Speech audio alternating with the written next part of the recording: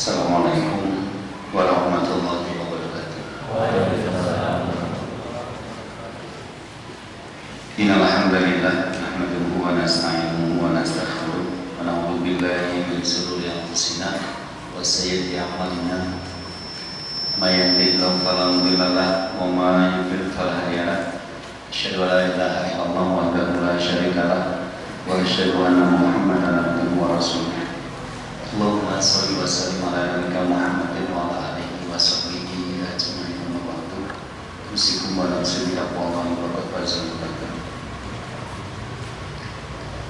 Jamaah yang dimuliakan Allah, ikhwan dan akhwat fillah, alhamdulillah pada kesempatan malam hari ini setelah kemarin kita libur di Ramadan, kita bisa melanjutkan kajian kita tentang keluarga sakinah. Tema kita pada malam hari ini dan insya Allah nanti malam-malam setelahnya adalah manajemen konflik keluarga. Bagaimana cara kita mengelola konflik-konflik yang nanti ada di dalam keluarga kita. Bagaimana kita menjadikan konflik-konflik itu pembelajaran dalam hidup yang akan menjadikan kita menjadi orang-orang yang bertambah tua tapi juga bertambah dewasa dan bijaksana. Konflik-konflik yang menyiapkan diri kita untuk siap mengambil peran-peran sosial yang lebih besar. Karena seringkali konflik yang ada di dalam keluarga jauh lebih berat daripada konflik-konflik yang ada di luar. Anda nggak cocok dengan perusahaan tempat Anda bekerja, tinggal keluar resign ganti. Anda nggak bisa sekolah di satu sekolahan karena kurikulumnya nggak cocok, tinggal keluar ganti sekolahan. Tapi ketika Anda tidak cocok dengan suami atau istri, bermasalah dengan pasangan, itu seringkali tidak semudah itu. Perlu pengelolaan yang baik agar konflik yang muncul itu nanti menjadi sarana pembelajaran kita. Namun sebelum kita masuk pada bagaimana secara teknis manajemen konflik keluarga, kita akan membahas tentang mukadimahnya dulu. Saya menemukan ada satu paragraf atau alinea yang menarik di dalam kitab Ladatul Ibadah. Bunyinya seperti ini: Ba'dun nasi yadunnu annahu kullama taqarraba ila Allah subhanahu aqbalat alaihi dunya wa dhahabat anhu al-alam bil kulliyah wa sufat lahu al-hayatu fala musibata wa mushkilata wa yatawaqqa an takuna dunya maftuhatan lahu wal umur sahlatan alaihi wa la iz'ajalahu fi sa'in min as-suhur wa hadzal famu famu khatir. Banyak orang yang memiliki pemahaman ketika dia taqarruba ilallah, mendekatkan diri kepada Allah, maka dunia akan menghadapinya, masalah-masalah akan pergi darinya sehingga kehidupannya terbebas dari kesulitan dan dari musibah. Kemudian hidupnya menjadi terbuka, tidak ada masalah, masalah-masalah menjadi mudah, tidak ada persoalan yang berarti. Dan pemahaman seperti ini adalah pemahaman yang salah. Maksudnya begini, banyak orang yang memiliki pemahaman kalau nanti saya aktif di pengajian, sudah antar jemput ustaz, sudah memutuskan untuk berjenggot, sudah memotong celana agar tidak isbal, sudah mencoba untuk berjamaah di masjid, sholat 5 waktu. Kalau yang perempuan ya sudah berusaha untuk menutup aurat dengan hijab syar'i, sudah mencoba untuk menjadi muslimah yang baik.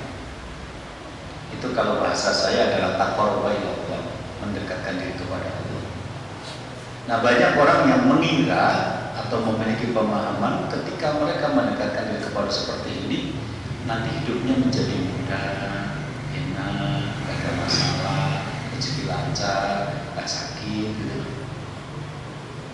Pemahaman seperti ini adalah pemahaman yang salah. Artinya, kalau kita datang ke pengajian-pengajian, itu kita mencari ilmu, mencari cara, mencari jawaban bagaimana cara kita menyelesaikan masalah-masalah yang nanti muncul. Bagaimana mencari solusi atas persoalan-persoalan yang timbul. Kalau kita sholat, baca Quran, kita umroh, haji, itu kita mencicipi manisnya iman. Dan semakin kita mencicipi manisnya iman, berarti semakin tebal keimanan kita, semakin kuat. Adapun masalah-masalah yang ada dalam kehidupan kita, selesai atau tidak selesai, itu nanti tergantung kita mau menyelesaikan atau tidak mau menyelesaikan. Bukan dari kehadiran kita di majelis taklim, bukan kehadiran kita di sholat-sholat berjamaah, bukan. Tapi selesai atau tidak selesai. Jadi misalnya ada orang yang pusing karena banyak utang, kemudian datang ke masjid untuk pengajian, ya tetap saja nanti pulang dari masjid utangnya tetap gitu loh. Karena selesainya utang dengan dibayar, bukan dengan datang ke pengajian. Seperti itu. Sehingga kalau Anda mencermati kisah-kisah yang terjadi di kalangan para sahabat pada zaman Rasul, itu ya kisah-kisah yang umum. Ya ada sahabat yang bermasalah dengan ekonomi, ada masalah dengan ibunya, dengan istrinya, dengan keluarganya, dengan tetangganya.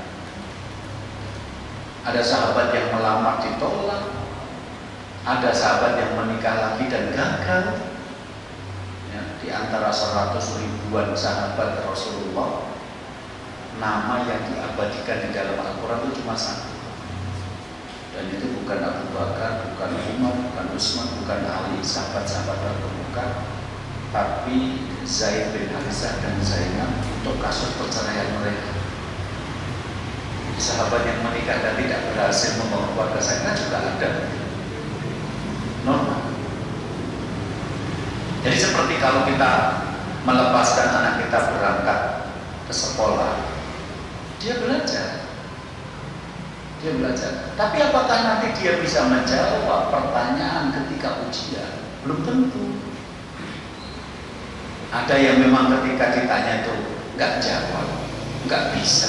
Percayalah, tidak ada guru yang memberikan soal dari materi yang belum pernah diajarkan.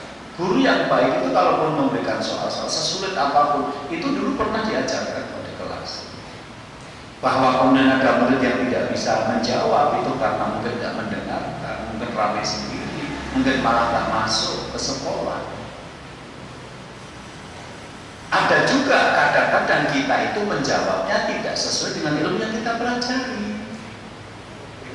Dulu ada pelajaran PSBB, masih ingat nggak? Kalau yang seumuran saya ingat lah, PSBB.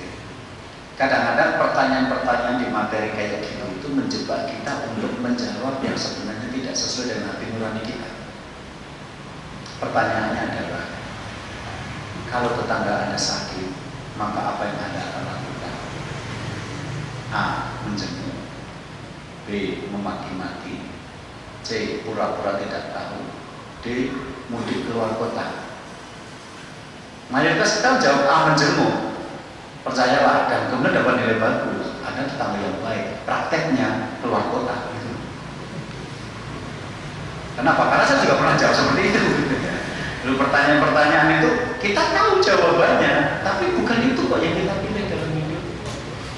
Ya, kalau ada tetangga dan sakit, apa yang harus Anda lakukan? Kita pilih jawaban menjenguk kok, tapi faktanya kita nggak menjenguk kok.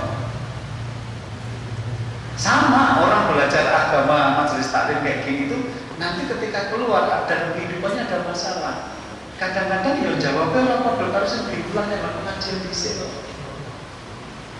Ayo, terus malu pengajian suwe-suwe, cari nak milih bojo sing solehah, pilihlah karena agamanya kamu beruntung. Saya ketemukan ada ikhwan yang berjenggot akhirnya nikah ya berkaro bakulnya pasar, konconnya SMP reuni ketemu lagi nikah itu loh. Nah jenggotmu kok kayak ngendi gitu. Artinya wis nyatet bahwa istri yang dulu itu harusnya berasal agama. Prakteknya harusnya dibeli sih butuh. Itu kan ya podo ya akhirnya dengan bermasalah nanti. Setelah 15 tahun menikah, Ustaz istri saya kok susah diatur. Lo kan sejak awal kamu milihnya yang susah-susah. Katanya semakin susah soalnya semakin tinggi pahalanya gitu. Jadi pemahaman bahwa kalau Anda aktif di pengajian, kalau Anda mengerjakan ketaatan-ketaatan kepada Rasul, hidup Anda akan menjadi mudah. Tidak, kecuali bahwa Anda komitmen dengan ilmu yang Anda pelajari itu, Anda semakin mengelola hati agar imannya semakin kuat. Jadi nanti kalau memilih solusi yang tidak populer, tapi sesuai syariat, Anda menjadi berani. Zaman dulu menyekolahkan anak di pesantren itu nggak populer, Kalau ditanya anak sekolah di mana di pesantren, itu soalnya jadi apa? Pertanyaan pertama itu menjamin masa depan semua, betul. Yang kedua, apa anak merasa didandani, itu berarti mengatakan pesantren itu berarti tempat bengkel manusia. Saya lelai yang pesantren gitu. Padahal yang baru saja dihukum mati malah jadi apa? Yang pesantren, Pak mati kunjolnya susah tambangan kalau gitu.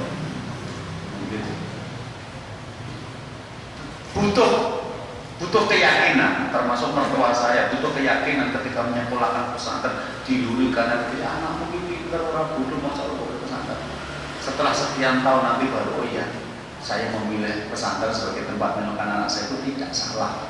Tapi waktu itu 20 tahun yang lalu, 30 tahun yang lalu jelas bukan populer pilihan-pilihan sekolah-sekolah Islam. Oke, kita lanjutkan dulu.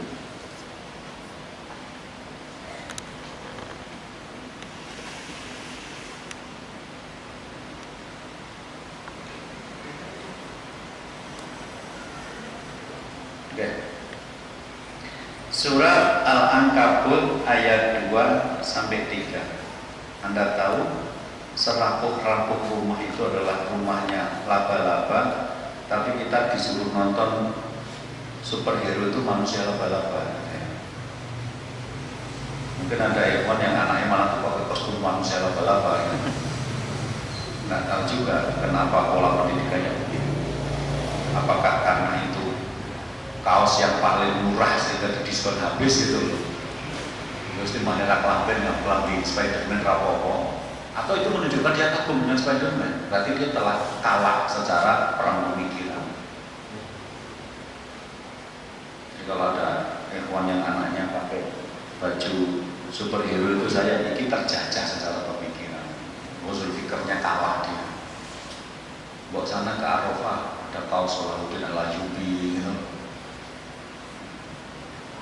Apa meneh kaosnya Afwan tulisannya aku wong Solo, aku mau mati, aku Pasopati, serang 12. Nah saya kemarin saya pengajian di Solo baru 2 orang, pesertanya gitu ya Pak Ros gitu. Saya sampai bilang mas kalau yang Arafah mas, pakai luruh gratis miliar. Ini gak ada cakep mati, bukan apa kaos Solo oke, tapi kan sih bagus sih yang ini malah nasuai. Ahasiban nasu ayutraku ayyaqulu amanna wa hum la yuftanun wa laqad fatanna alladziina min qablihim fala ya'lamanna alladziina shadaqu wa la ya'lamanna al-kadhibin. Apakah manusia yang sudah mengatakan kami beriman kepada Allah mengira mereka akan dibiarkan setelah ucapan keimanannya itu? Padahal kami Allah sudah menguji orang-orang sebelum mereka, sehingga Allah akan mengetahui siapakah yang jujur dan siapakah yang dusta dengan ujian itu. Ayat ini menunjukkan kepada kita bahwa masalah itu pasti akan datang seiring dengan pengakuan keimanan kita. Apakah kamu mengira kalau kamu mengatakan kami beriman, kemudian kamu akan dibiarkan Allah tidak mendapatkan ujian lagi? Sama. Maka Ibnu Katsir mengatakan ini adalah istihamun ingkari, pertanyaan tapi itu fungsinya untuk mengingkari. Kamu mengira orang kaya itu bahagia? Oh tidak. Kamu kalau kamu beriman kemudian tidak diuji oleh Allah, salah. Ujian Allah itu sudah menjadi sunatullah, menjadi peraturan sejak zaman dulu kala. Jadi kami, Allah telah menguji orang-orang sebelum kalian. Itu sudah berlangsung, kalian tidak punya dispensasi khusus. Jamaah Masjid Al-Ikhlas mendapatkan dispensasi tidak diuji dunia oleh Allah, tidak. Bahwa malam ini mendapatkan khusus karena mendapatkan nasi, kotak, itu iya gitu loh. Ya, karena yang mau buka restoran doa lah, kalau orang-orang pengaji insya Allah orang soleh-soleh doanya dikabulkan Allah, mudah-mudahan restorannya rame. Kalau semakin rame kan berarti ya semakin sering juga kotak seperti ini hadir kan. Mungkin nanti 2 bulan sekali, ya mungkin setahun sekali lah gitu. Nanti terus berikan 6 bulan sekali, habis itu 3 bulan sekali. Jadi kalau yang sukses orang beriman nanti larinya juga ke orang beriman juga, insya Allah. Nah, jadi ini sudah merupakan sunatullah, ujian itu akan diberikan Allah kepada semua manusia yang mengaku beriman. Berlangsung sejak zaman dulu kala. Dan salah satu fungsi dari ujian keimanan itu adalah Allah akan menjadi tahu siapa yang jujur dan siapa yang dusta. Jadi untuk mengetahui kamu jujur atau dusta itu salah satunya dengan ujian. Aku cinta kepadamu. Oke. Kalau kamu cinta kepadaku, maka nikahilah aku. Itu ujian. Ya jangan langsung komitmen. Ya jangan ngomong cinta, gitu loh. Karena cinta itu paling baik dibungkus dalam pernikahan. Kalau kamu bilang cinta tapi kamu nggak mau melamar aku, nggak menikahi aku, nggak usah ngomong tentang cinta. Karena itu maknanya kamu cuma pengen menjadikan aku sebagai pacar. Kamu akan bawa aku kemana-mana, kamu pegang-pegang, bahkan beberapa meniduri tanpa janji nafkah setiap bulan, tanpa tugas membimbing agama, mungkin mau pacaran atau malah membimbing agama, kan mungkin. Oke, ujianmu adalah menghalalkan cintamu denganku dengan pernikahan. Kalau nggak mau nikahku, selesai. Jadi perempuan-perempuan yang cerdas, kalau laki-laki yang mengatakan cinta tidak menikah langsung ditinggal. Tapi baru di SMS saja aku cinta kepadamu langsung belum jangan bimbing, itu memang perempuan bodoh gitu aja. Meskipun berbalut kerudung, jadi berkerudung tapi bodoh, yang ngomong banyak, gitu. Berkerudung tapi bodoh itu banyak sekarang. Oh, Islam memuliakan mereka dengan pernikahan, mereka yang menghinakan diri dengan pacaran. Mau dibawa kemana-mana oleh laki-laki yang tidak menjanjikan pernikahan.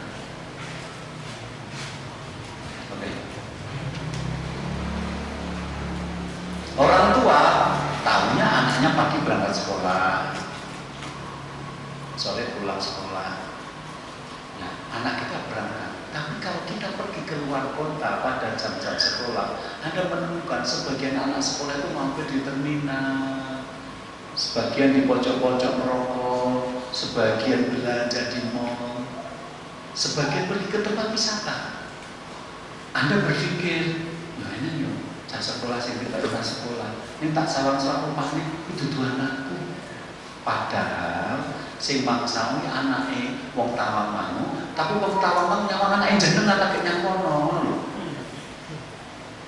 Jadi kalau saya pergi keluar kota jam-jam sekolah itu hampir selalu ketemu anak sekolah, entah di perempatan, entah di terminal, entah di mall, entah di tempat wisata. Nah kadang-kadang orang tua itu kalau yang nggak bertanggung jawab pendidikan mengira pula anak wong itu dua anakku. Sing kok sama anake wong tawang mau sing lahir dolan yang ngono, padahal anakmu di sawang eman yang tawang mau ngono maksud.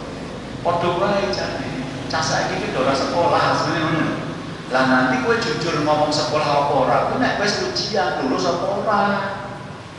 Tapi nek kowe ora lulus berarti kowe selama semene nyapu sing mbokmu.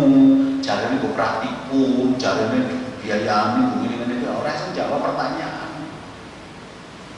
Nah nanti berarti ujian itu salah satu cara untuk mengenali apakah kita jujur atau dusta. Itu diberi ujian, diberi masalah. Wah aku senang banget dengan pengajian sampai kaya, aku cocok ini. Jadi Ustaz itu sebelum pengajian nanti sebelum makan toh. Aku ini mau ngadain acara, rasa ngomong rasa rembukan, rasa rembukan, nggak ada buktinya. Nah. Di sini Karena di iPad saya nggak muncul yang tafsir Ibnu Katsir itu. Dijelaskan Ibnu Katsir ayatnya dengan kalimat makna, arti dari ayat ini adalah Allah subhanahu wa ta'ala la budda yaqtaliya ibadahu al-mu'minina bihasbi ma'idaw minal iman. Maknanya adalah Allah pasti akan menguji hamba-hambanya yang beriman sesuai dengan kadar keimanannya. Jadi orang beriman itu nanti pasti akan mendapatkan ujian masalah dalam hidupnya. Pasti. Gak ada orang yang punya masalah, apalagi dia orang beriman. Karena ujian iman itu walaqad fatana alladziina min qablihim, dan kami sudah menguji orang-orang sebelum mereka, dan itu akan terus berlangsung pertemuan seperti ini.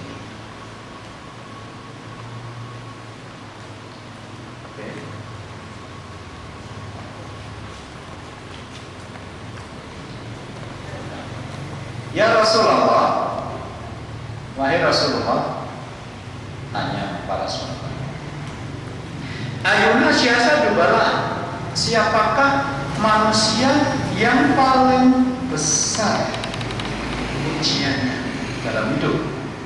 Siapakah manusia yang paling berat cobaannya dalam hidup? Nabi menjawab, al-anbiya, para nabi. Jadi masalah, cobaan, musibah itu tidak selalu bermakna jelek. Sebab kalau itu bermakna jelek, bisa jadi para nabi adalah orang-orang paling jelek, karena mereka orang yang ujian hidupnya paling berat. Berarti cobaan hidup itu apalagi dikaitkan dengan iman, kadang-kadang maknanya adalah Anda dinaikkan derajat imannya, levelnya dinaikkan. Anda disiapkan untuk menjadi orang besar, maka dilatih Allah dengan masalah-masalah yang besar. Begitu nanti Anda jadi tokoh masyarakat, menghadapi masalah itu gampang, karena sudah terbiasa menghadapi masalah yang serupa dengan itu. Atau ujian itu akan membuat Anda bersih dari dosa. Coba di akhir hadis Anda perhatikan kalimatnya. Tsumma sholihun, setelah para nabi adalah manusia yang paling berat cobaan hidupnya, adalah orang-orang soleh. Tsummal amsal fal amsal, kemudian orang-orang di bawah mereka yang menyerupai mereka. Jadi semakin rendah kualitas imannya, semakin ringan ujian hidupnya. Semakin berat imannya, semakin berat ujian hidupnya.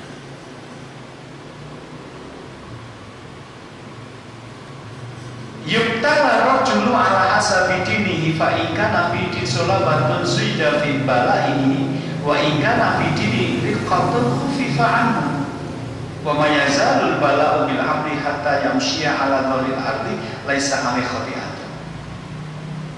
Maka manusia itu akan mendapatkan ujian, masalah, persoalan, cobaan, musibah dalam hidupnya sesuai dengan kadar imannya.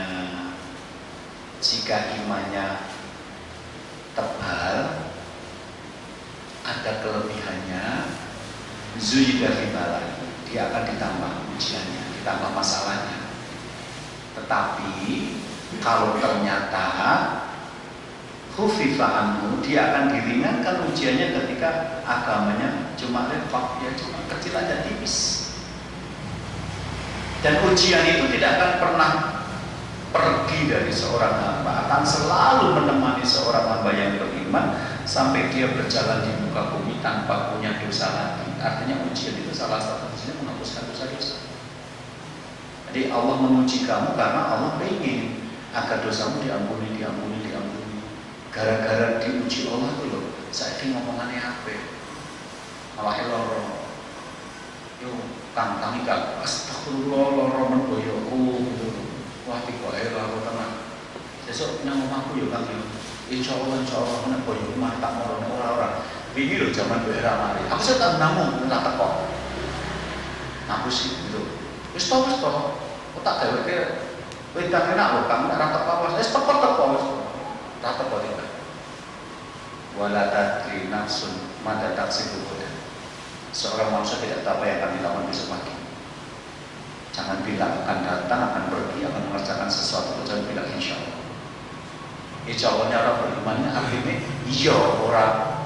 Insya Allah akhirnya ya nek gelem ya nek ora gitu loh. Kan kalau orang Jawa insya Allah itu saya nang omahku ya insya Allah. Itu maksudnya ya nek gelem nek ora ya ora gitu loh. Insya Allah wong gemola ngono kuwi gitu loh. Nek insya Allah wong Islami insya Allah iya gitu loh. Lho kok insya Allah toh lho, aku muni piye meneh. Wong Al-Quran mengatakan balata dan nafsun mada taksibu ghadan. Menungso itu ora ngerti sesuatu ndak apa ora ngerti, semuanya baru rencana. Kemarin saya reuni dengan teman-teman SMP. 30 tahun yang lalu kami lulus dari SMP tahun 86. Sekarang berarti 30 tahun. Ada di antara teman-teman SMP itu yang sejak lulus sampai sekarang dia baru ketemu kemarin. Ada seorang teman yang waktu SMP-nya dekat sama saya sih. Itu menginginkan agar teman-temannya kumpul dalam bentuk reuni itu sudah 7 tahun yang lalu. Tapi 7 tahun yang lalu handphone belum semurah sekarang. 7 tahun yang lalu belum ada media sosial. Jadi ngumpulin kocok kalian tenang. Sampai sekitar 3 bulan yang lalu lewat satu media sosial namanya WA, beberapa teman SMP yang sudah diketahui nomornya gabung. Yang gabung ditanya, yang satu desa dengan dia, gimana punya nomor teleponnya nggak? Nanya, nanti setiap kali teman punya nomor telepon dimasukkan dia, nanya lagi teman yang lain. Akhirnya banyak, hampir 100 orang yang bisa dilacak dia. Kita bermimpi, pokoknya ini angkanya angka keramat 30 tahun. Kita ketemu, toh ada juga yang sudah meninggal dunia. Ada sekitar 20-an sekian yang sudah meninggal dunia. Nah, ketika reuni itu, salah satu pelajaran pentingnya apa? Sing sekolah yang paling pinter ki orang sing paling sugih. Sing sekolah termasuk Big Ten, itu orang sing ekonomi ini mapan. Jadi ada teman-teman sing pinter-pinter bintang kelas masuk 10 besar paralel, dan dulu kelas kita besar ya. 5 kelas A sampai E, 1 kelas 40 orang, kan besar.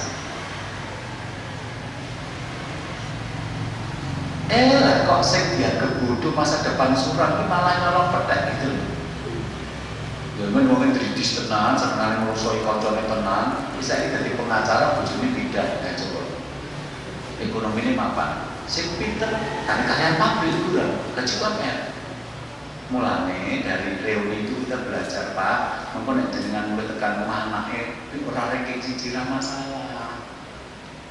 Kok itu masa depanmu piye? Nek rengkelmu sejumlah murid, iki nomor 10 nek murid 10. Nomor 2 nek murid 2 gitu loh. Ana murid 40, ya nomor 40 gitu loh. Rasa nusu-nusu.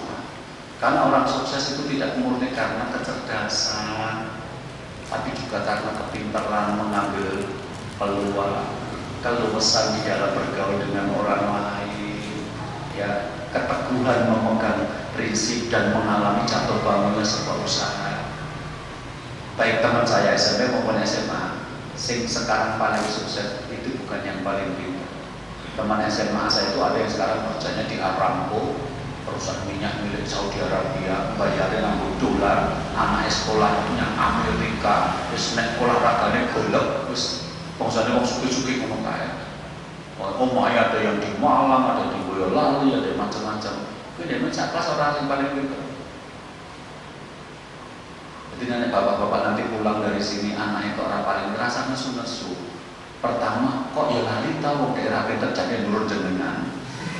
Nek malah pintar kan malah bingumi. Karena siapa tahu aku bodoh anakku pintar kan malah bingumi gitu loh. Jadi nek anak bodoh kan jadi wis kisah dari anakku persis gitu loh.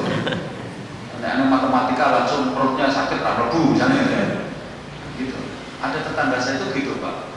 Anaknya sama bapaknya persis. Kalau ada pelajaran bahasa Inggris sama matematika langsung ramah cekel. Jadi nurun tenang. Gitu. Al ilmu nurun. Seperti itu. Tapi yang menarik saya adalah teman kita yang 7 tahun berusaha untuk menghubungkan satu demi satu teman-teman agar kumpul itu malah nggak datang. Anaknya masuk rumah sakit.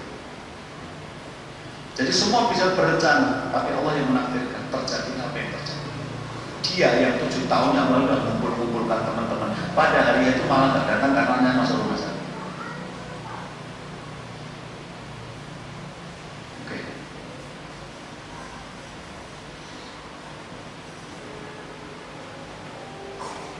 Kita lanjutkan.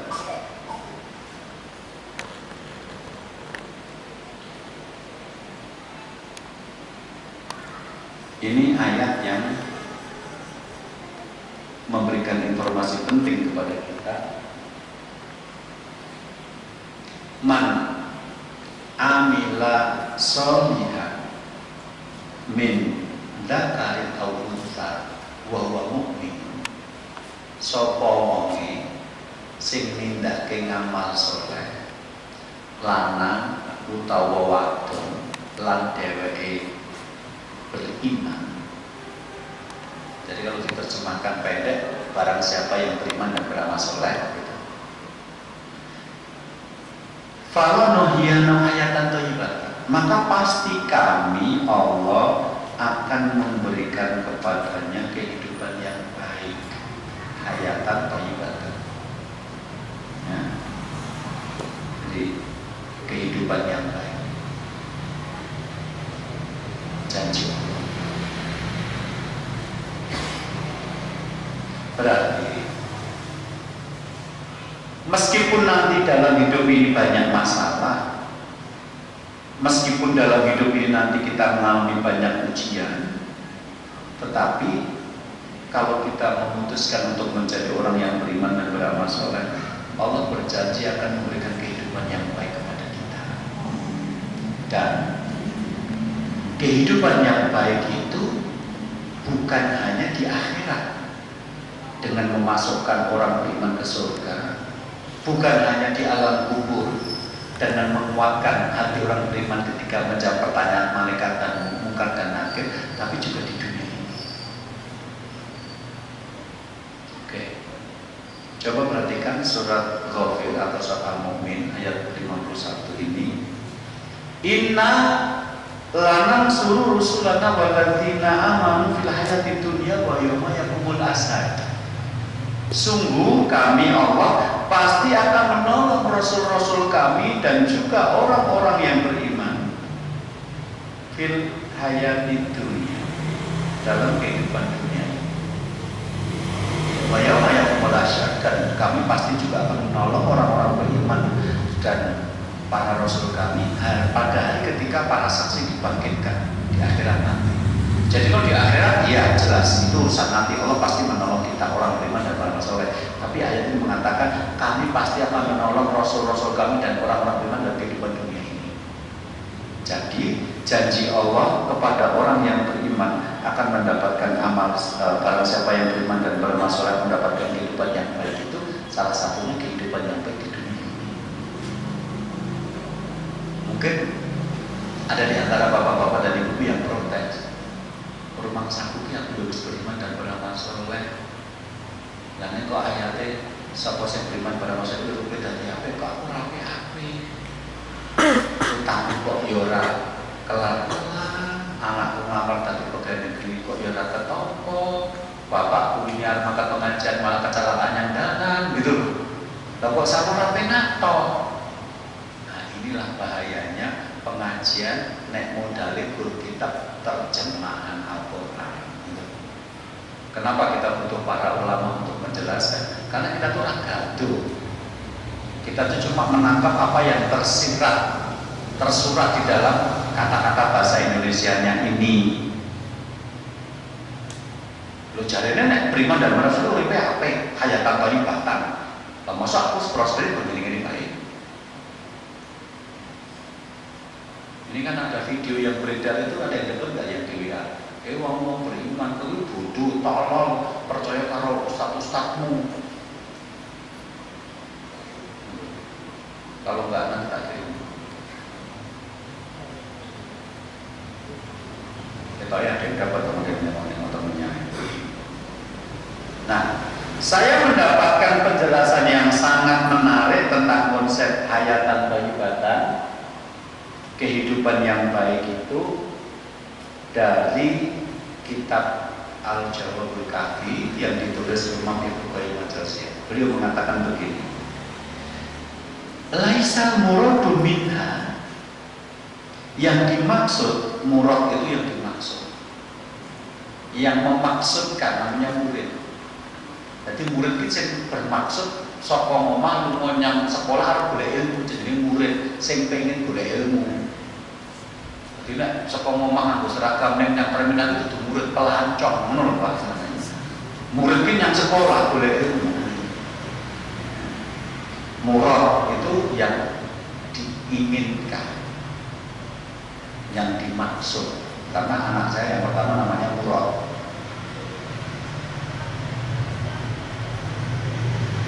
Laisa murad minha, yang dimaksud di dalam ayat itu, hayatan thayyibatan itu bukanlah, terjemah ke bahasa Arab itu diolah-oleh, malah mudah. Al-hayat al-musyarakah bainal mu'minin wal kufar adalah kehidupan yang menjadi milik bersama antara orang mukmin dan orang kafir, wal abrar wal fujar, dan orang baik serta orang fajir. Begini, barang siapa yang beriman dan beramal soleh, Allah akan memberikan kepadanya kehidupan yang baik, pasti. Tetapi kehidupan yang baik yang dimaksudkan dalam ayat ini bukan kehidupan yang bisa dimiliki bersama-sama antara orang beriman dengan orang kafir, antara orang baik dengan orang fajir. Al-hayatan musyarakah, kehidupan yang bisa menjadi milik bersama. Jadi di dunia ini ada kebaikan-kebaikan hidup yang untuk mendapatkannya tidak disyaratkan iman dan amal soleh, tidak. Yang untuk mendapatkannya syaratnya adalah kerja keras, manjada wajada, sapa sing nyambut gawe bakal entuk hasil, lan yo nasib, gitu loh. Apa itu? Min tayyibul ma'kal wal malbasi wal masyrabi wal makan, yaitu kehidupan yang berupa makanan yang enak, minuman yang segar, baju yang bagus, istri yang cantik, suami yang ganteng, rumah yang besar, mobil terbaru. Itu adalah kenikmatan-kenikmatan dunia yang untuk mendapatkannya tidak ada syarat iman dan amal soleh. Orang kafir bisa memiliki, orang fajir itu lawannya orang yang berbuat baik, juga bisa menikmati. Bahkan bisa jadi mereka justru berlipat ganda. Coba Ramadan kemarin kita libur itu karena saya pergi ke Kalimantan. Insya Allah besok Kamis saya juga ke Kalimantan lagi 5 hari. Tapi kalau kemarin Ramadan 7 hari. Ada satu masjid di sana di Balikpapan yang meminta saya untuk menjadi salah satu pengisi kultum, tausiah dan kajian selama Ramadan. Mereka selama Ramadan cuma pakai 4 ustadz seminggu, 1 ustadz seminggu, 1 ustadz lagi, 4 minggu hanya 4 ustadz. Saya dapat jatah 1 minggu. Di sana saya ketemu kembali dengan laki-laki yang dulu pernah saya ceritakan bertengkar, terus sama istrinya mengadu kepada saya. Masalahnya adalah si istri minta tas harga 45 juta itu. Anda pernah cerita? Kemarin saya ketemu lagi sama bapak itu. Saya datangi dia, Mas gimana kabarnya? Alhamdulillah baik Ustaz. Tak pikir Ustaz sudah lupa sama saya. Oh enggak, masih ingat. Karena orangnya memang mencuri perhatian Pak. Kenapa? Pertama memang orangnya ganteng, kaya, baju-bajunya bagus dan memang mencolok perhatian karena ya bukan yang lain tidak ada yang ganteng, tapi yang lain itu datang itu pakai baju koko, pakai jubah, dia pakai baju eksekutif dimasukkan kan menonjol maknami maupun hakiki gitu. Nah, jadi paling menonjol mau di antara sop-sop yang hadir. Habis itu konsultasi ke saya, jadi saya ingat persis. Saya datangi, gimana mas kabarnya? Alhamdulillah saya kira sudah lupa sama saya. Oh, enggak, saya masih ingat kok. Hari berikutnya habis sholat zuhur ketemu di parkiran. Saya mau kembali ke mes, beliau ngambil motor mau pulang. Saya deketi, perasaan jangan lebih kurus ya sekarang. Jadi kalau dulu itu wajah itu tampan dan tampak kokoh, gagah. Kan sekarang agak kurang itu ya. Agak kurus. Ada masalah, saya bilang, kok Anda kelihatan kurus? Iya Ustaz, ada masalah. Masalah keluarga? Iya. Istri nggak bisa diperbaiki? Nggak bisa. Akhirnya saya menjatuhkan cerai di pengadilan agama. Kami sudah sidang 1 kali. Insya Allah nanti setelah Lebaran dilanjutkan lagi dari hari-hari ini. Kenapa? Nggak bisa diperbaiki betul? Nggak bisa. Jadi kayak bipolar gitu, kayak orang yang nggak pas senang sama kamu, ada pas sedih banget gitu. Terus pernah ya suaminya itu beli tempe, cuma berharap akan digorengkan sama istri, dilebaki kulkas seminggu nanti kapak-kapak gitu. Nek jalur lah dituruti, bojone diuncali kunci Inggris. Nek kunci Belanda piye coba? Kunci Inggris semua sampai saya lari. Dan kemarin minta Ustaz, minta tas lagi Ustaz. Tasnya harga 250 juta. Aku cerita ke tas 45 juta wis ora wani. Iki 250 juta. Kemarin saya ngantar istri saya beli tas. Regane 300.000 kasih tutuku. Alah ramen iki rata 300.000 dalam hati. Enak gitu, kayak gini gitu loh. Nanti 300.000 karangan. Padahal aku buat ceritanya 250 juta tas.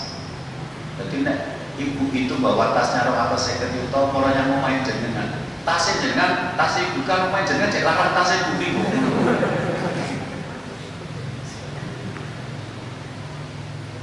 Rata bayang, saya nggak kebayang Pak. Nah itu kok bisa mahal itu gimana? Ya kadang-kadang karena limited edition, jadi sak dunia ini sing duwe wong 10. Lah wong sak gemolong karon ketemu wong 10, meneh sak dunia kan atau ketemu. Dadi nganggo kuwi iki kok dadi ngijeni. Kadang-kadang karena bahannya susah Ustaz. Misalnya begini, tas dari kulit buaya albino. Paham ya?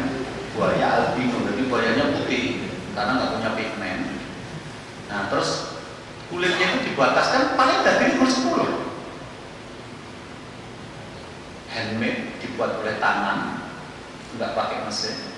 Terus sak dunia hanya nyebur wong 10 bisa kemarin-kemarin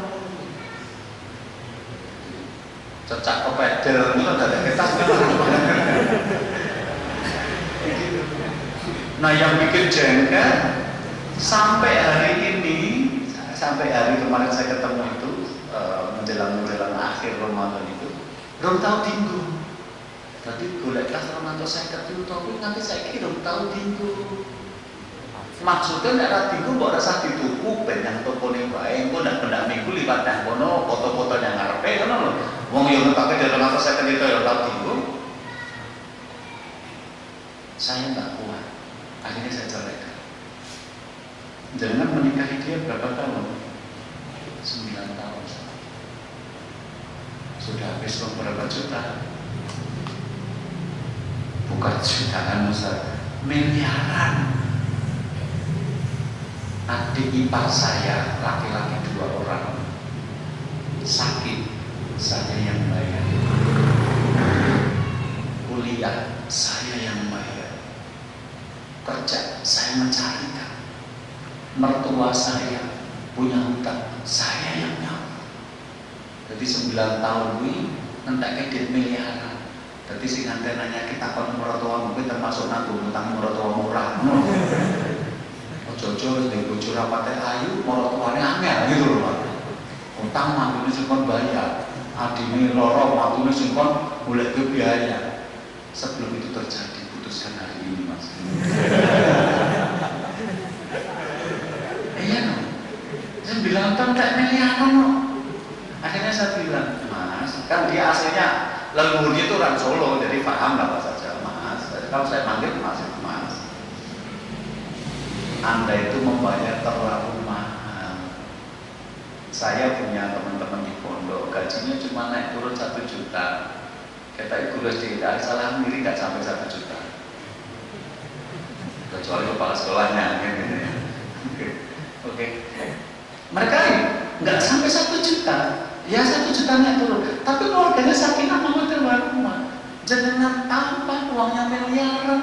Nah kok nggak bisa sakinah mawaddah warahmah itu kan berarti jangan membayarnya kemahalan. Nanti nanya kita termasuk kategori kelangan apa orang tak kok orang saiki gitu loh. Sebelum hidupmu habis untuk membayar kebahagiaan yang semu. Saya bilang Anda membayar terlalu mahal. Ya Ustaz, saya membuang 9 tahun dalam hidup saya. Saya akan mulai dari awal. Hanya kemarin saya pulang ke sini, saya suruh imannya sana, tolong dekati orang ini, tolong jadikan orang mengaji, biar ngerti agama. Orang dengan komodit miliaran ya salah data. Ranti di termasuk seket itu kan rapopo. Wong bojone dhewe iki mulai blonjo kok matahari wae tasik resek dilipat meneh, maneh mati kuat.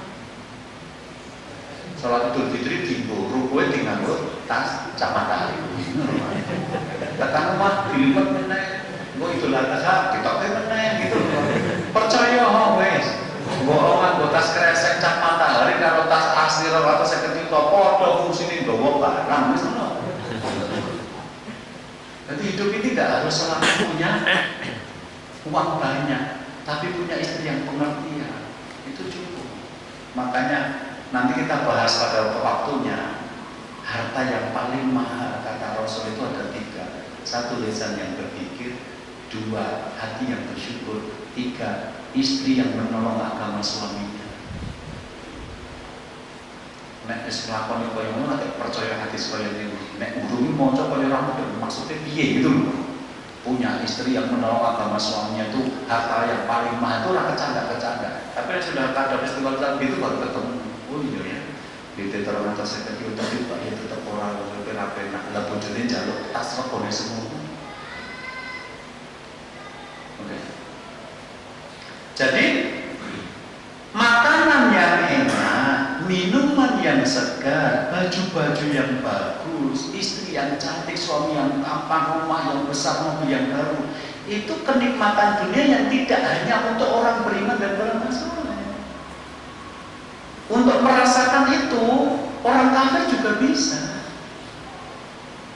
Coba Anda lihat di Solo, ada kopi yang sak gelas cilik 150 ml regane 50.000. Ingat tahu lah, ngombe kopi rego 50.000. Pernah? Oh belum? Saya pernah Pak. Tapi ya belum sampai 10 kali sih. Setahun paling ya sekali 2 kali. Eman-eman kita. Ya kadang-kadang karena menjamu tamu, transaksinya miliaran, maksudnya jadi kopi biasa. Tapi alhamdulillah sekarang di keluar pas sudah ada kopi, ada kafe sih, kita tak usah keluar. Dulu saya langsung ngajak keluar. Kopi sekedar parmangan itu jangan rasanya meh podo.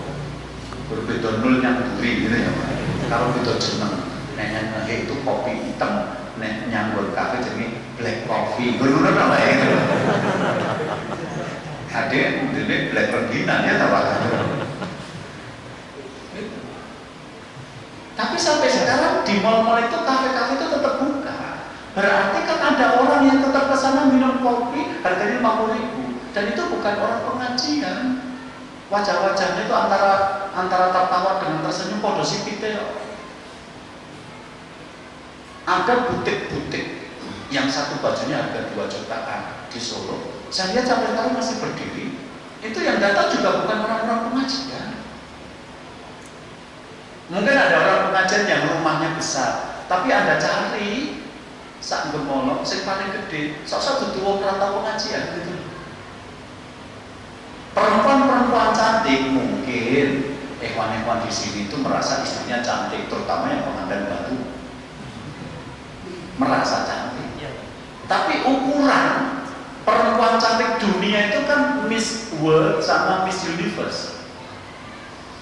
Itu mereka sudah hampir 100 kali mengadakan lomba mencari perempuan cantik sejagat. Setiap lomba mereka pesertanya hampir 100 orang, terakhir 100 lebih. Jadi perempuan cantik yang pernah mengikuti acara Miss World sama Miss Universe itu sudah ribuan orang. Saya belum pernah mendengar satu pun di antara mereka menyeberang ke Afghanistan menjadi istri mujahidin. Nggak ada, apalagi istri kedua, nggak mau.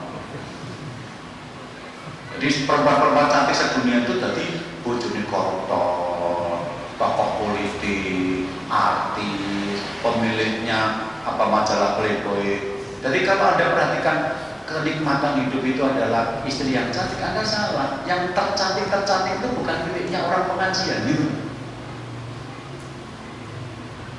Padahal Allah pasti benar dengan janjinya. Jadi kalau Anda tadi membaca ayatnya, barang siapa yang beriman dan beramal soleh akan diberi kehidupan yang baik, terus Anda baiknya itu dicandai dewe, makane enak, ngombene seger, lambene larang, bojone ayu, salah, ngono lho maksudnya. Kenapa? Karena sing kaya menungui al-hayatal musyarakah, itu kehidupan milik bersama. Untuk menikmati itu tidak disyaratkan iman dan amal soleh. Bahkan kalimatnya di sini coba perhatikan. Bal rubbama zada adallahi ala awliyai bidzalika arfan mudha'af. Bahkan bisa jadi musuh-musuh Allah itu akan memberikan tambahan berlipat ganda kepada orang-orang tidak baik itu. Kowe sugih, wong kafir luwih sugih. Bojomu ayu, bojone kafir ayu banget, ngono lho Pak. Papimu enak, papune kono juara, ngono lho Pak. Jadi kowe kalah terus jadi karo kafir gitu. Berarti bukan kehidupan baik seperti ini yang dijanjikan Allah dalam surat An-Nahl 97 itu tadi. Barang siapa yang beramal soleh dan beriman soleh akan mendapatkan kehidupan yang itu, bukan ini berarti. Wah yang serta pengajian, rasa boleh duit dia seret, benar. Wah yang dodolan atau mesem ya sesuk tokomu sepi meskipun juga bukan bener, benar. Jadi urusannya gue orang urusan kalau iman dan amal soleh tidak. Urusannya berlaku hukum-hukum jual beli, ramah atau tidak, lengkap koleksinya atau tidak, harganya murah atau tidak, pelayanannya baik atau tidak, parkirnya nyaman atau tidak. Disitulah kalau orang kafir tapi nyaman, atau orang kafir tapi bayar karyawan berjilbab, ya malah tipuan. Anda merasa dilayani orang jilbab padahal saya duwe wong kafir. Banyak loh yang seperti itu. Banyak loh toko-toko pelayan jilbaban tapi saya duwe Cino Cakri, Ceraki itu. Golongan-golongan lemban pit karo cilan seng ngono kae.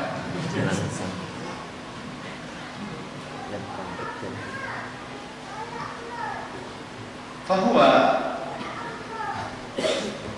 shadiqul wa'di alladzi la yukhlifu wa'dahu, dan Allah itu adalah yang paling jujur dalam berjanji dan Allah tidak akan mungkin menyelesaikan janjinya.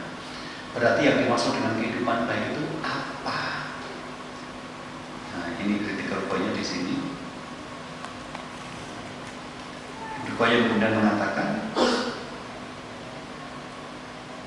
wa ahyu hayatin atyaku min hayati man ijtama'at humumu kulluha wa sarat hamman wahidan mimatatin. Adakah kehidupan yang lebih baik daripada kehidupan orang yang seluruh keinginannya hanya satu saja, ingin mendapatkan ridha Allah dalam hidup. Jadi kalau kamu beriman dan beramal soleh, kok masih belum pengen ridho Allah, ada yang error dalam pemahaman keimanan. Karena selain Allah itu akan hilang binasa, lenyap ditinggalkan. Kamu sholat kok bukan untuk Allah, kamu pakai jilbab kok bukan untuk Allah, kamu naik haji kok bukan untuk Allah. Berarti ada yang salah. Nah, kalau kita sudah bicara tentang mardotillah, ridho Allah, maka tidak mungkin orang situ. Tidak mungkin orang fajir masuk ke situ karena orang kafir dan fajir tidak percaya kepada Allah. Jadi kalau sampai Anda dalam hidup ini sudah punya niat, aku pengen diridhoi Allah, sudah selesai. Anda sudah mencapai kehidupan paling baik. Karena kalau orang pengen mendapatkan ridho Allah itu ternyata bukan hanya aspek lahiriahnya harus baik, tetapi batiniahnya juga harus baik. Karena kita tahu amal akan diterima menjadi amal soleh yang diridhoi Allah itu lahiriahnya harus sesuai dengan sunnah Rasul, batinnya harus ikhlas. Nah, bicara tentang sesuai dengan sunnah Rasul hanya orang beriman, karena orang kafir nggak mungkin mau mengikuti Muhammad. Bicara soal ikhlas itu hanya orang yang bisa beramal soleh. Kenapa? Karena keikhlasan itu levelnya tingkat tinggi. Melakukan sesuatu hanya untuk Allah, nggak peduli apapun komentar orang. Sehingga kalau orang-orang itu sudah ingin mencari ridho Allah, dijamin amalnya pasti baik, karena bukan hanya lahir tapi batinnya. Mulanya untuk membahas tentang amal soleh ini, kehidupan yang baik ini, tanyakan kepada orang yang benar agar jawab Anda benar. Saya mungkin pernah kasih contoh di sini, tapi mungkin saya contoh ulang biar paham. Ada istri yang jengkel sama suaminya. Ada kan? Semua, bukan banyak, semua. Kenapa? Karena Aisyah yang istri kesayangan Rasul aja pernah jengkel sama Rasul. Laki-laki paling sempurna. Tapi bojo murah jangan karo banget temen gitu loh. Ya Aisyah, inilah alam tidak kunti anilon ya weda kunti alaih khutbah. Ya Aisyah, aku tahu loh kamu itu sedang marah kepada aku atau sedang ridho kepada aku. Aku ngerti loh lagi jengkel karo aku, aku lagi seneng karo aku. Nah Aisyah ini jengkel karo Rasul apa meneh jenengan. Berarti ibu-ibu di belakang kan jangan jengkel kabeh karo jenengan gitu loh. Kabeh enggak kok banyak, kalau banyak itu ada satu dua yang enggak jengkel, enggak. Yang enggak jengkel itu yang enggak punya suami ngono wae gitu. Jengkel pada diri sendiri kok orang payu-payu gitu loh. Tapi yang punya mesti pernah jengkel. Cuma untuk pertanyaan istri kita itu bukan pernah jengkel sama suamiku, tidak. Jengkel bu, kerep apa kerep banget? Mana baik pertanyaan ini kembali istri kita gitu betul. Jengkel itu sedino bertelur apa pindah saja. Nah, ketika istri ini sedang jengkel sama suaminya, kadang-kadang terbawa emosi. Begitu suaminya pulang, mengeluarkan teh. Tapi kan yang lagi jengkel, ini bisa lagi kalau merebut. Kayak rupanya kan pada ayu, jadi paduan orang ayu kalau merebut medeni, ada lah. Jadi saya buri-buri karena pada ayu, bocor dong merebut tondo, medeni akan itu. Itu yang membuat suami pergi itu menunggu itu.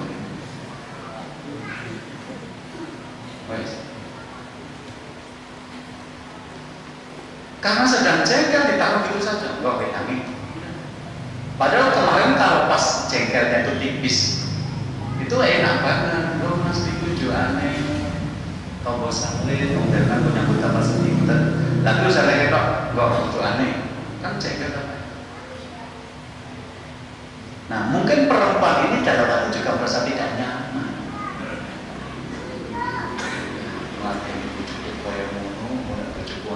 Terus mulai terus piye mungkin dan yang starteri kayak gitu penjaga di Alfamart itu aja udah pakai bulu mata palsu, wong sing betul jamu-jamu kayak bangkai aneh nawon kemit, nanti lah nawon kemit di bangkaiannya tuh ramping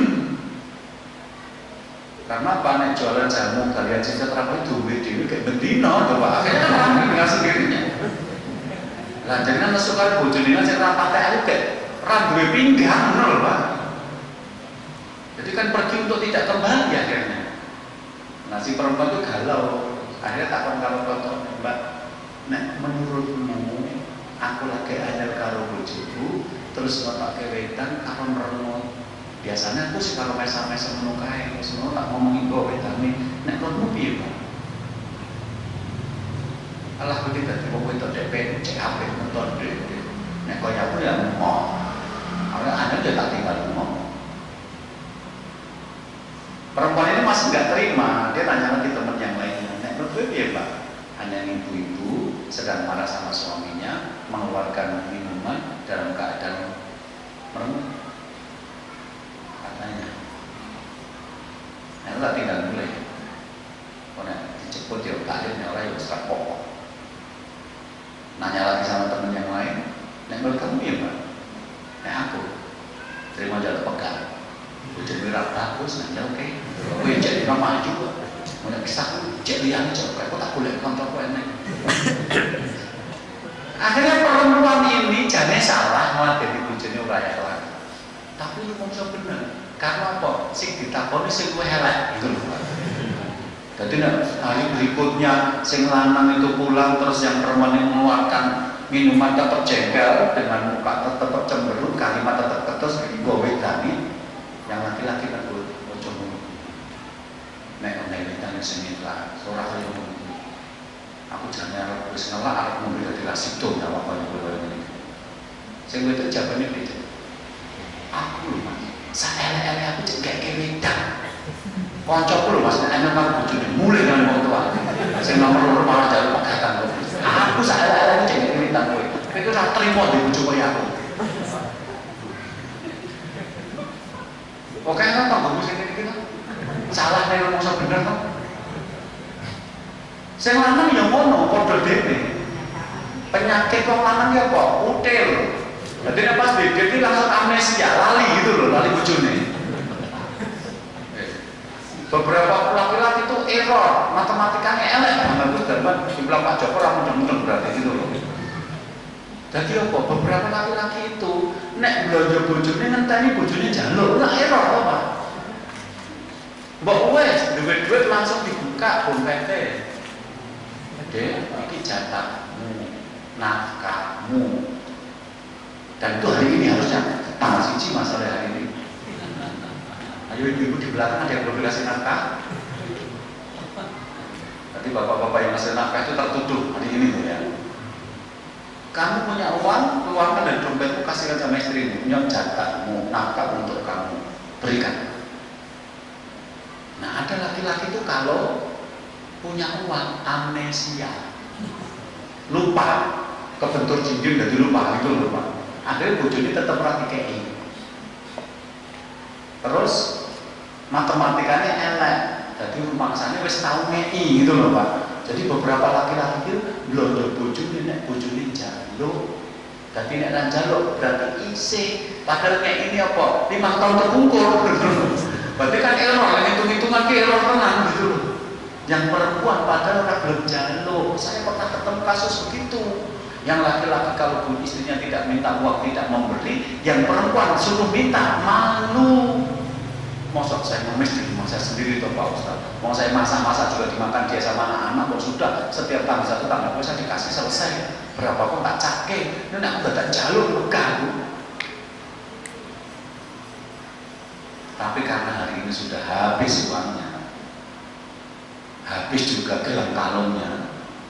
Beberapa perempuan kalau dikasih nafkah suaminya nggak bisa cari uang sini, akhirnya kan merotoli, gelang kalung diprotoli juga. Begitu habis nanti utang sana sini. Ini sebelum utang terjadi ngomong sama suaminya, Mas jalur dulu. Tak dikit, pertama kali dulu jawabannya mulai nah, padahal mau buka loh, padahal nanti buka dompetnya, biar hati tenang. Tak dikit.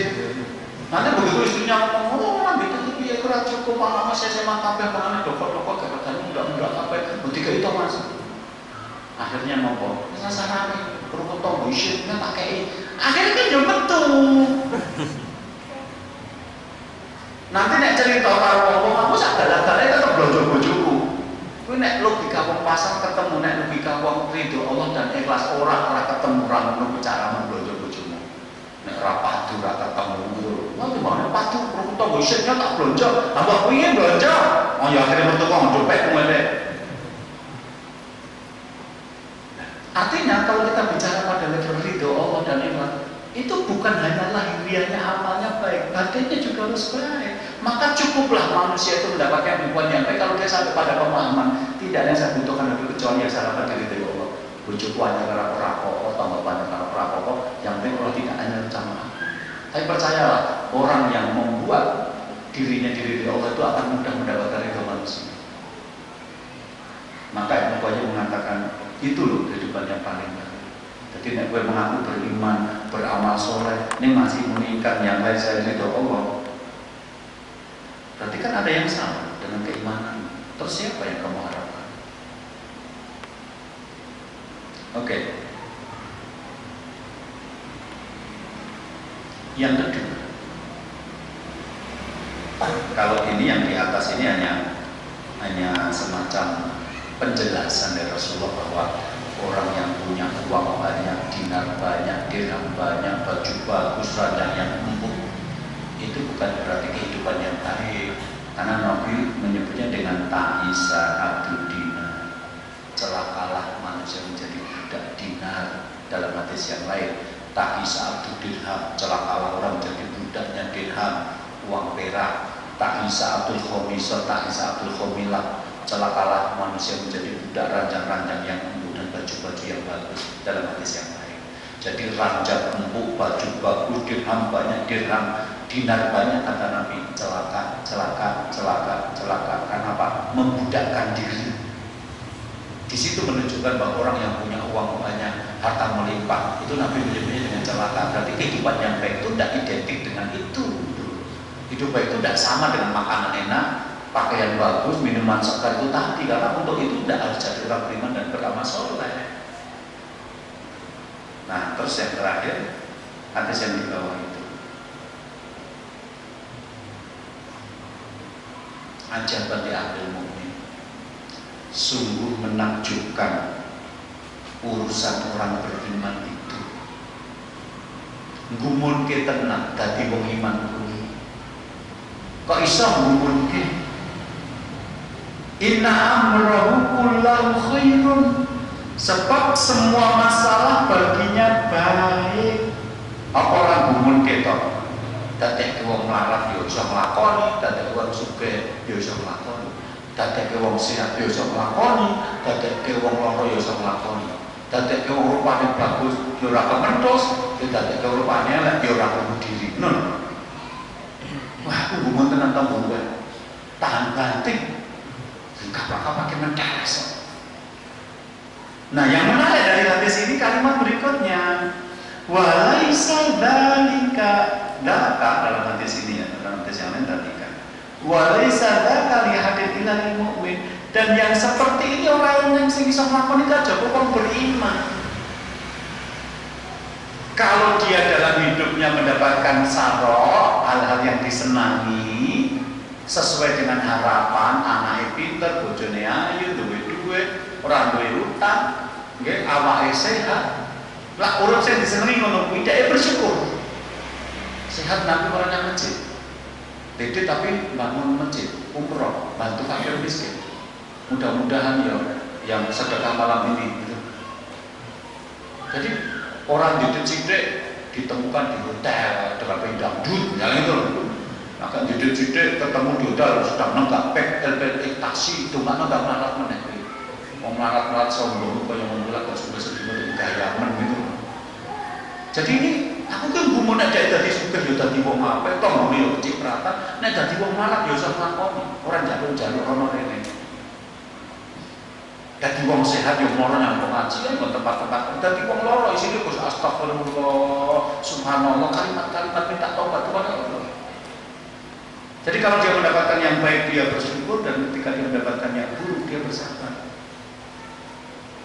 Berarti kehidupan yang baik itu kalau saya simpulkan ada dua. Satu, hidup untuk mendapatkan ridha Allah. Dua, siap menjalani semua keadaan yang ditakdirkan Allah. Stop. Sing paling penak itu dadi wong melarat yo pengen dadi wong melarat sing diridhoi Allah, dadi wong sugih yo sugih sing diridhoi Allah, dadi wong sehat sing diridhoi Allah, dadi wong melarat ya dadi wong lara diridhoi Allah, dadi wong bagus yo bagus sing diridhoi Allah, dadi wong elek ya elek diridhoi Allah. Ora elek operasi plastik, ora bagus bisa selingkuh, ora ngono gitu. Nah begitu. Secara tidak langsung riwayat ini karena mengatakan walaisa dzaka li hadil mu'min, dan tidak ada yang bisa melakukan itu kecuali orang beriman, ini menunjukkan bahwa selain orang beriman itu dia tidak bisa switch tidak bisa pindah keadaan. Pas dadi wong sugih iso mesem karo tanggane, begitu dadi wong melarat ora tau ketemu tanggane. Kan tanggane ujung apa nesu dikira nyindir dhek. Dadi wong bagus kabeh wong dilurui, kecelakaan, tulang pipinya remuk, dioperasi paling medeni ora wani metu ngomong. Jadi ada orang-orang itu yang hidupnya merasa bahagia dan sukses dalam satu keadaan, tapi kalau dia dipindah keadaannya oleh Allah, dari kaya menjadi miskin, dari miskin menjadi kaya, dari siap dari sakit, dari sakit menjadi kaya, dia tidak bisa menjalani. Hanya orang beriman yang seperti itu. Jadi kalau ini nanti kita larikan dalam konteks pembahasan tentang keluarga, maka mindset yang harus kita bangun untuk manajemen konflik keluarga adalah menyelesaikan masalah untuk mendapatkan ridho Allah, menyelesaikan masalah untuk menghadapi masalah-masalah yang ada itu dengan baik. Kenapa? Karena aslinya itu yang kita hadapi dalam hidup adalah menerima kenyataan. Masalah pasti datang, pasti ada, nggak mungkin tidak. Terima kenyataan bahwa kamu memang menghadapi masalah dalam hidup, tapi carilah solusi yang membuat kamu punya nilai di sisi Allah. Solusi yang memberi nilai. Menilainya ridho Allah. Jadi seperti yang saya ceritakan dulu, ada 3 orang laki-laki melamar perempuan dan 3-tiganya ditolak. Laki-laki pertama ketemu temannya tetap ketawa ketinggi, nggak ada masalah. Pada orang yang masalah menjalani ini pada melamar sisa ditolak. Oh itu, aku melamar ditolak. Nah terus biar berapa berarti itu jodohku. Enteng gitu loh. Berarti aku salah menafsirkan api senyumannya. Waktu kemarin pas pulang PPI dari senyumannya kalau aku mesem tuh tak pikir undangan pelamar. Tak lamar itu bayar dari SD calon toh. Nah aku berarti salah ya memahami arti senyummu itu. Ya wes berarti dari senyumnya senyum pertemanan bukan undangan lamaran. Terus bi, ya masalah kan atau ibu nanti toh ibu. Mau nang HP kan itu mau itu HP. Kan saya ngaku orang bersih cerita, yang bisa posisi malah yang paling elek, gitu loh. Ya sudah, tetap jalan, berarti bukan jodoh saya, gitu loh. Tadi ada yang kuat lama ditolak, langsung ramakat pengajian adalah kelasnya berbahaya sisri, loh kan. Jadi dia move on, dia tetap jalan hidup baik. Yang kedua, dia ditolak lamarannya itu nggak bisa menerima kenyataan. Untuk apa hidup tanpa dirimu di sisi? Bukankah kau tercipta dari musuhku yang hilang? Kau menggenapi hidupku lah. Kalau aku berjalan sendiri, aku tidak kuat melihat kau berdampingan dengan laki-laki yang lain di tenda biru itu, gitu loh. Apa akhirnya? Dia rumongsa keturunannya Gatot Kaca. Balung kawat, apa? Otot kawat balung besiarnya jejer-jejer di bantalan kereta api. Remuk pak. Mati. Banyak orang itu cinta tidak kesampaian bunuh diri itu banyak. Yang ketiga, melamar ditolak, ketemu karo pacar. Ini melamar ditolak. Oh, terus dia seret aku melamar nggo sak bis cilik, mbahku, bodheku, buleku kabeh men ditolak coba. Gedhean golek wong lanang kuwi bagus sapa aku sapa? Luwih pinter sapa aku sapa? Luwih sugih sapa aku sapa? Terus dia rencana balaskan sakit hati ini. Cinta ditolak, dukun bertindak. Akhirnya orang dukun ngirim sihir. Percaya ada laki-laki yang ketika cintanya ditolak dia mengirimkan sihir. Ki wong lanang terus KTP-nya Islam kabeh. Lulusan SMA Negeri 1 Muhammadiyah gemolong kabeh gitu. Tapi sing siji dadi mukmin yang baik, percaya kepada takdir Allah. Yang satu jadi pelaku dosa besar karena bunuh diri, yang ketiga jadi musyrik karena percaya kepada dukun. Ini masalahnya podo kok, cintanya ditolak. Berarti masalah tetap masalah, tapi cara milih masalah itu agar kita punya nilai Allah itu yang menjadi pembelajaran kita. Jadi nanti kalau ini kita larikan dalam konteks konteks keluarga, piye caramu kok nek berkeluarga iki kowe entuk ridho Allah terus, ora malah dadi wong musyrik, ora malah dadi wong pelaku dosa besar. Gitu loh. Kur seneng karo wong lanang ae ra seneng, kono ra seneng akhire nganggo susuk. Ambok susuk iki bayar 2.000 nek pegane 500 kan kok susuk 500, ngono lho. Wis ngono bae. Nah, itu yang nanti akan kita berikan pada pengajian-pengajian berikutnya, cara menghadapi masalah biar tepat. Karena urusan rumah tangga seperti tadi kasus melatih suami takon karo bojone, wong liya malah ketok bener dhewe wis ngladeni ora ikhlas tapi ketok bener kok sing ditakoni luwih elek kabeh gitu loh. Jadi tadi wong itu ada apik-apik mentok banget aku terima wegah. Nah, coba nek sudah begitu pemanduannya. Jadi nanti begitu caranya. Masalah rumah tangga orang kok penting rampung, bukan, karena ada rampung yang marai dosa. Tapi bagaimana rampungnya itu mendewasakan kita secara mental, tetapi juga memberi pahala karena kita telah memilih solusi yang tepat gitu. Makanya pembahasan nanti mungkin panjang sampai akhir 2016 mungkin. Kenapa? Karena kalau pembahasannya detail harus lengkap. Tapi kalau cuma global dipakai ke materi ini, rumus matematika akan marah bocor gitu loh Pak. Akhirnya dulu jawabannya yang soalnya rasa jawab akhirnya gitu. Karena apa? Rati bulan itu butuh kopi dok gitu. Akhirnya rati sinau. Nanti kita pelajari. Oke, ini materi kita malam hari ini pembukaan untuk materi manajemen konflik keluarga dari panitia, Mas Hasan dan yang lain-lain. Tema kita bulan depan adalah manajemen konflik keluarga bagian 2. Nanti bulan 2 bagian 3, bagian 4, bagian 5 saat